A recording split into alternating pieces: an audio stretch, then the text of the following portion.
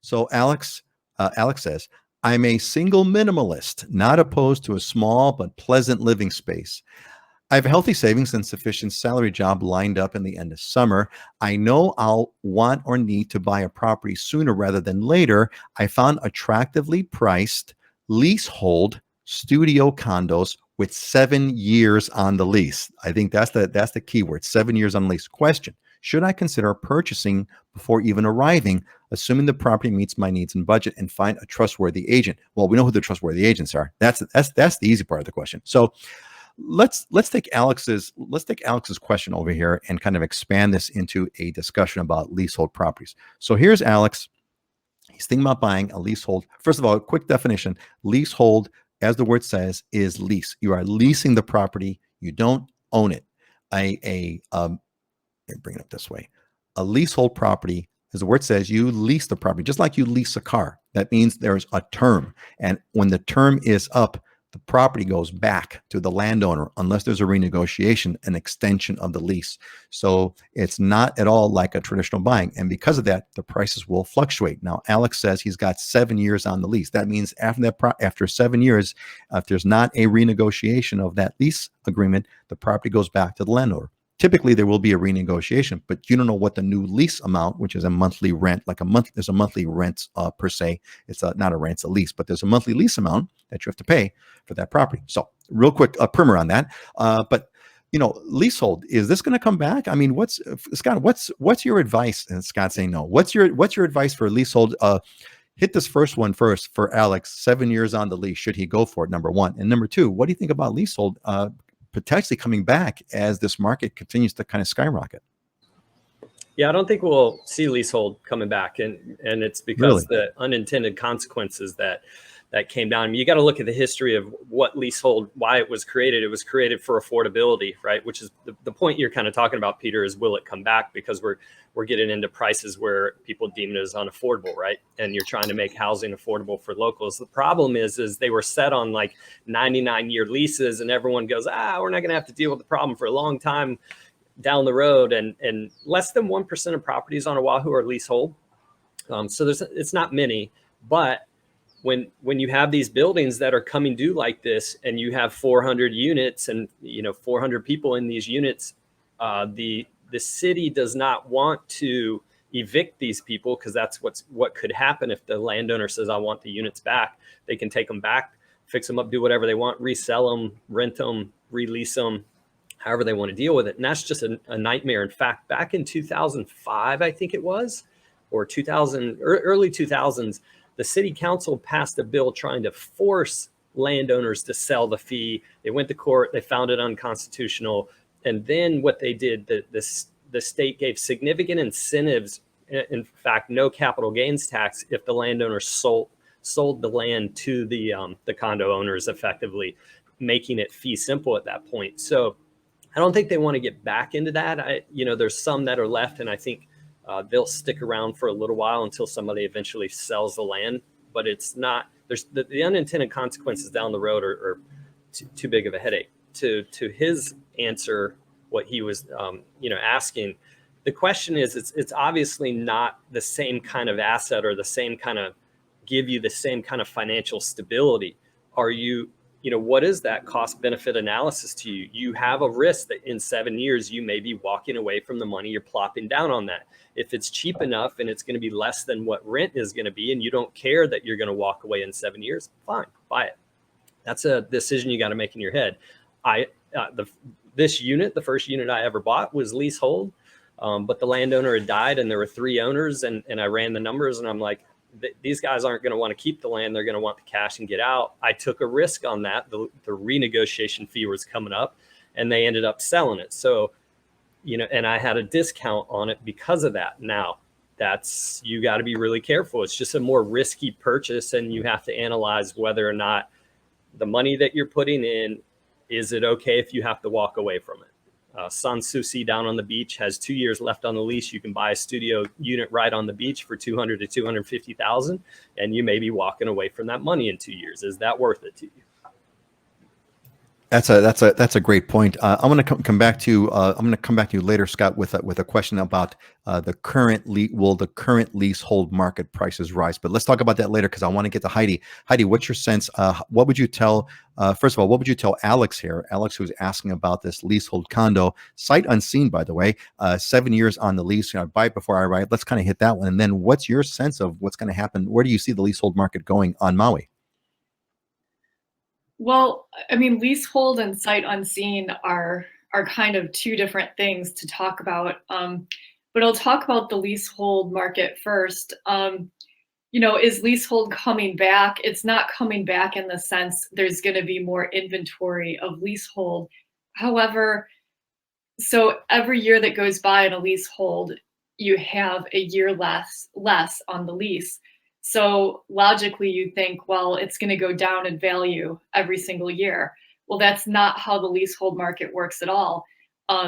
Leasehold markets appreciated significantly over the past few years. And the reason is people look at leasehold and compare it to what else they could buy that's fee simple. So I mean, I've sold leasehold and they've doubled in value. And it just depends on where the market is at that time. And I'm noticing because we're in a super strong market right now is leasehold properties that probably would have been sitting on the market in past years are selling quicker because we just have less inventory in general. And the prices, I mean, 300,000-400,000 to get something beachfront is just way more affordable and attractive to somebody versus spending $1 million. So, I mean, the leasehold market is, I don't know, kind of coming back. And then I don't know, do you want to talk about the sight unseen? Sure. Yeah, hit the sight unseen one. My recommendation to buyers is if you can, I mean, if you can make it over to Maui, you should try to come over and see the property you're buying. If you've been to the area many times, if you know the neighborhood, if you know the condo complex, you can probably do things virtually. I mean, I do a lot of FaceTime tours with buyers, and we have a lot of technology to look at everything. But I think especially if you haven't been to the area, been to the neighborhood, it's worth getting on a plane and coming over because it's a big investment in real estate. So, I mean, totally up to you as the buyer, how much risk you're willing to take. But I mean, even with all the video tours and 3D tours and everything, I mean, there's nothing like seeing a property in person. Yeah, I couldn't agree more on that. I mean, like you said, I think the qualifier would be if, for example, you had gone to a resort destination, a given property, and you go there, let's say every year, and you know it like the back of your hand, and a unit in that building goes for sale. Yeah, maybe you can get that one unseen, but other than that, it's like the difference. As you were saying this, Heidi, you're so right about it. You could do all the videos and photos that you want, but it's sort of like the difference between looking at a map of a trail, right, versus being on the trail, right? There's a difference. There's a difference of looking at the map and being actually on the trail itself. Scott, what that's Heidi touched on what I kind of want to come back to you on, which is yes, leasehold's never going to quote come back as and Heidi well expressed as an increased inventory. There won't be more properties coming on the market for leasehold.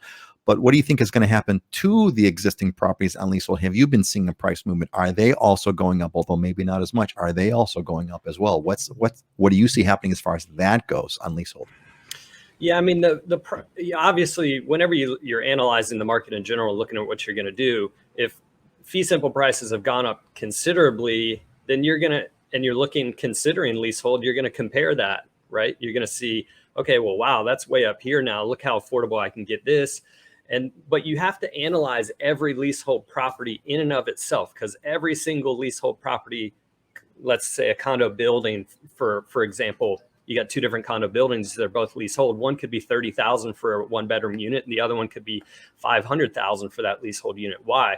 Because the lease on the other one and the lease terms are significantly better on the other one and longer and further out. And the one on the $35,000 one is up in 3 years. No leases are the same. Every single one of them is different. There's periodic step ups, there's renegotiation periods, and then there's the end of the lease term, and they can all be, none of them are the same. So you really got to analyze property by property, and then analyze it to what your options are out there, and then you make the decision. So naturally, with a market going up like this, yeah, it increased the leasehold component. It will never get to the speed that we're dealing with fee simple properties because of that leasehold element, because of the fear of the unknown of, okay, what happens at this trigger point? What happens when the lease expires? What happens when there's a renegotiation?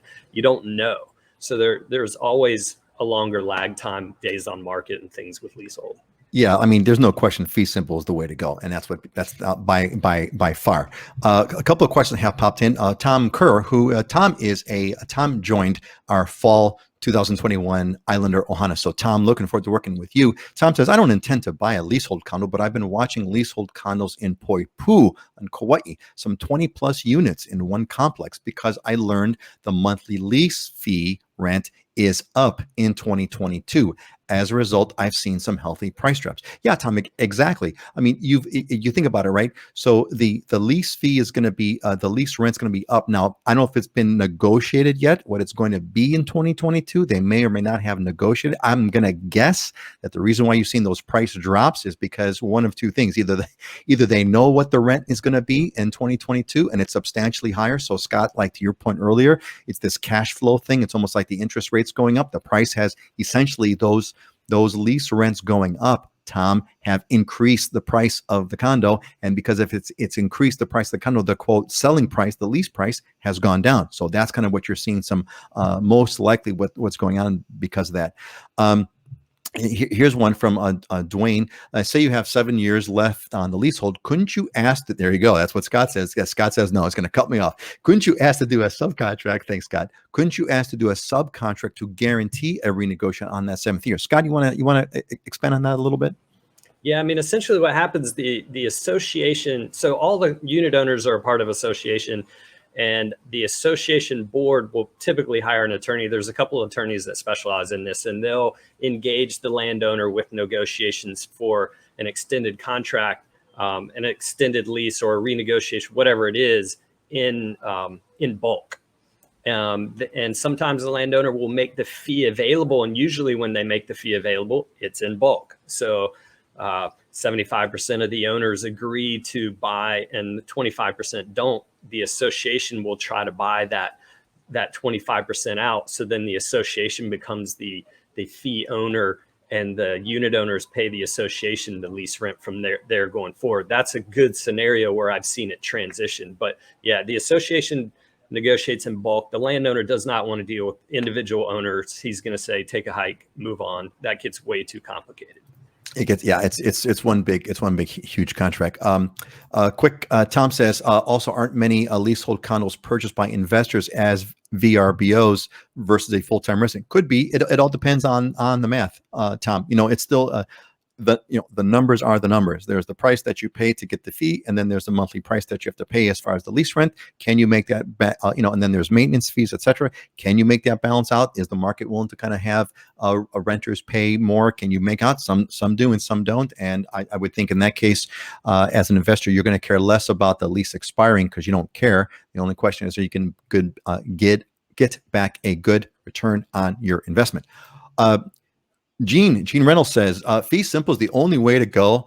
I've been in a leasehold and was happy to sell it. Scott, I got my booster vaccine at Kapiolani Hospital. So there must be some inside game there between you and Gene about the booster shot. Scott, I sold her leasehold unit for her many, many years ago. One of my favorite people. Hi, Gene. Awesome. Hey, Gene. And helped them with the other side. Awesome. Yeah. So, and look, and Scott, we've talked about this before. Your first property was leasehold. My first property was leasehold, and I bought it because it was a bunch of things. It was affordable. I believe I had. This was a long time ago, but I had something like 30 or 40 or 30 years left on the lease, so there was no way I was gonna, worry about it. And I only held the property for maybe 3 years, maybe 4 years. I don't know how long it was, and I sold it. And right timing, got lucky, blah, blah, blah, doubled my money on it. It was amazing. There's nothing wrong with leasehold. It's being informed with what the decision that you're making. That's it. You don't need to shy away from it necessarily. If it fits and you're educated on it, it might be a good way to go.